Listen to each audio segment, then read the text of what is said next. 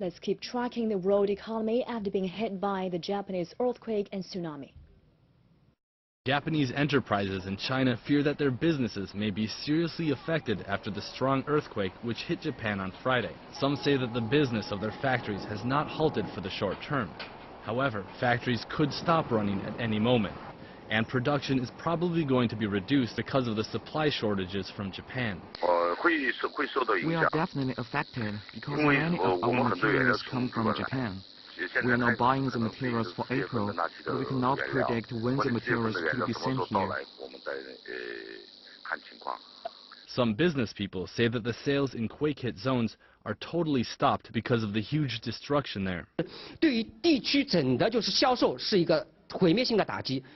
a total disaster for the business in the quake-hit zones. A lot of retail stores have disappeared in the tsunami. How to survive has become a major problem for everybody.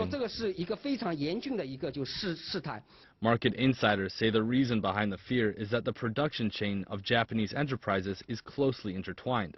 Japan is a dominant chip industry player with around 1/5 of the world's semiconductor production. The prospect of extended supply disruption is driving prices for key technology parts higher.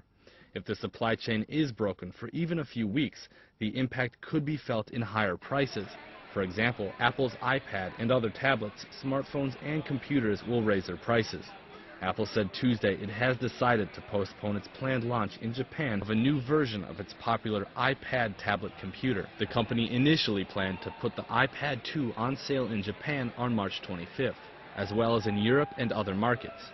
A new release date in Japan has yet to be determined. From component makers to electronic firms and automakers, Japanese firms are keeping their plants shuttered. According to the research firm IHSI Supply, even if damage to electronic production facilities turn out to be limited, power and transport distribution could result in significant shortages of some electronic parts and lead to big price hikes. It says NAND flash memory chips used in the fast-growing mobile devices market, dynamic random access memory, microcontrollers, standard logic, LCD panels, and LCD parts and materials could all be hit. Unsurprisingly, during the severe natural disaster, not only the stock market fell, but also crude oil prices. The U.S. crude oil price on Tuesday fell below $98 a barrel after opening at a higher $101.86, as a deepening nuclear crisis in Japan and radiation leak triggered risk aversion across the financial markets. In London, Brent crude was down 3.58%, at $109.15 a barrel on the ICE Futures Exchange. The 9.0 magnitude earthquake and ensuing tsunami has also hit demand for oil by shutting down 5 Japanese refineries. The affected refineries can put out 1.4 million barrels of oil every day. The damage goes beyond electronics and oil. According to Australia's surfwear maker Billabong on Wednesday, its full-year net profit could fall by as much as 6% as the earthquake and tsunami in Japan hit its operations. Billabong says its net profit for the 2010 to 2011 sales year is likely to be 2 to 6% lower than the previous year. That's revised from an earlier forecast made in February, which said full-year profit was likely to be flat.